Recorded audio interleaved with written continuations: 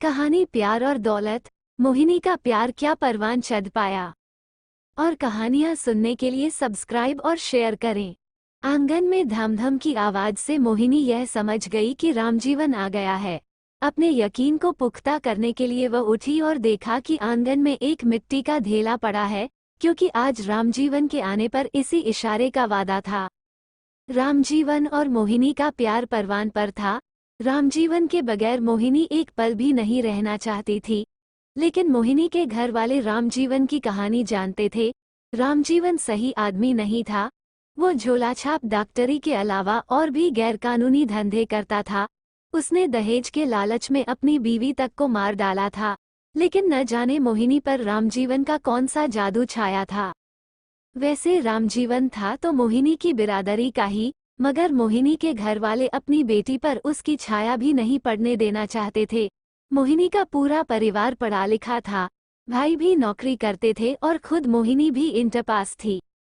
रामजीवन को आया जान मोहिनी घर के जेवर व नकदी एक थैले में डालकर छत पर चढ़ गई। घर के सभी लोग सो रहे थे। सारे गांव में सन्नाटा था। आज गली के कुत्तों को भी नींद आ गई थी। उनका भूखना बंद था। वो धीरे धीरे चलती हुई पिछवाड़े की मुंडेर पर पहुंच गई। रामजीवन वहीं खड़ा इंतजार कर रहा था। मोहिनी रामजीवन की बाहों में जल्द से जल्द समा जाना चाहती थी। पड़ोस की खपरेल से होते हुए वो रामजीवन के बहुत नजदीक पहुंच गई। रामजीवन ने उसका थैला थामा और उसे एक ओर रखकर अपने हाथों का सहारा देकर मोहिनी को भी नीचे उतार लिया। रात आधी से ज्यादा बीत गई थी। दोनों सारी रात चलते रहे। सुबह होने तक वे एक काफी सुनसान जगह पर आकर रुक गए। सवेरा हो गया था।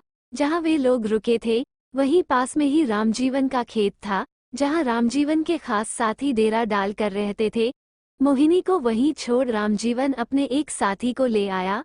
उस साथी को मोहिनी के पास बैठा कर रामजीवन खुद खाना लाने के बहाने एक ओर चला गया। जाते जाते रामजीवन ने मोहिनी से झोले में क्या क्या है जानना चाहा था। तब मोहिनी ने बताया था कि 80,000 की नकदी और सोने चांदी के जेवर हैं। एक नज़र थैले पर डाल मोहिनी को तसल्ली देते हुए वह बोला, इसे मैं अपने साथ लिए जा रहा हूँ। कुछ नकद का और इंतजाम करके मैं शाम तक आ जाऊंगा, फिर कहीं दूर चले जाएंगे। वहां बैठा साथी, जिसका नाम शंकर था, उनकी बातें गौर से सुन रहा था। शंकर जानता था कि आज ठाकुर सोने की चिड़िया फांस कर लाए हैं, लेकिन वह चुप था। दिन बीता, रात आई, लेकिन रामजीवन नहीं आया। अब शंकर से रहा नहीं गया। वो बोला, कहाँ रहती हैं आप? किशनपुर में, मोहिनी ने जवाब दिया। अच्छा, जहाँ मालिक डॉक्टरी करते हैं? शंकर ने पूछा। मोहिनी चुप रही। शंकर ने फिर पूछा, क्या नाम है आपका? मोहिनी, उसने छोटा सा जवाब दिया। जैसा नाम वैसा गुण, शंकर कहे बिना नहीं रह सका। सचमुच वह रात में चांदनी की तरह चमक रही थी। शंकर ने पूछा, घर क्यों छोड़ा आपने? मोहिनी ने लजा कर कहा, तुम्हारे मालिक के साथ रहने के लिए। शंकर मन ही मन सोच रहा था, अजब जादू चलाया है मालिक ने, न जाने क्या हाल होगा इसका। फिर उसने सोचा, बेवकूफ लड़की, तूने ठीक नहीं किया। माँ बाप हमेशा अपनी औलाद का भला ही चाहते हैं, बुरा तो सपने में भी नहीं सोच सकते। कसाई भी अपने बच्चों को खुश व सुखी देखना चाहते हैं। मन ही मन शंकर चुप ही रहा। इसी दौरान किसी के पैरों की आहट से उनका ध्यान बंटा। रात के 10 बजे होंगे। दोनों चौकन्ने हो गए। दूर कहीं सियार की डरावनी आवाज सुनाई दे रही थी। पास आता एक चेहरा अब साफ दिखाई दे रहा था। ये रामजीवन ही था। नजदीक आकर रामजीवन शंकर को एक ओर ले गया, जहां उसने शंकर की छाती पर रामपुरी चाकू रख दिया। शंकर के पैरों तले जमीन खिसकने लगी। सामने मौत जो खड़ी थी, उसका हलक सूख गया था। रामजीवन ने कहा, मरना चाहते हो कि?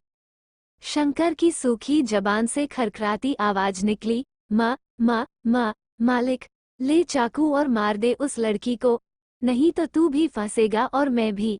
पुलिस हम दोनों को ढूंढ रही है।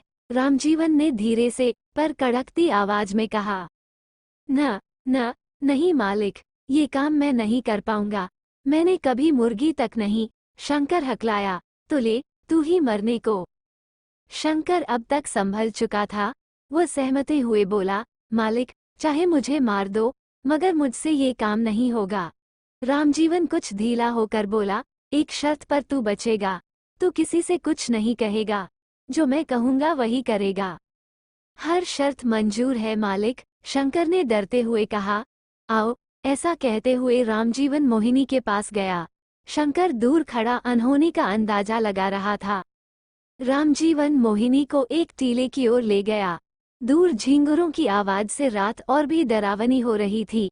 प्यार में अंधी मोहिनी चहकती हुई उसकी ओर बड़ी अदा से बल खाती सी जाने लगी, क्योंकि उसे लग रहा था कि टीले की ओट में वो उसे बहुत प्यार करेगा, उसकी भरी जवानी का रस पिएगा। आज कई दिनों बाद सब कुछ करने का एक अच्छा मौका जो मिला है, वो रामजीवन की बाहों में समा जाने को मचल रही थी। मगर यह क्या, जैसे ही मोहिनी रामजीवन के गले लगी तो आसमान कांप उठा। रामजीवन ने प्यार करने के बजाय एक हाथ से मोहिनी के जिगर में रामपुरी चाकू घुसेड़ दिया और दूसरे हाथ से उसका मुंह कसकर दबोच लिया।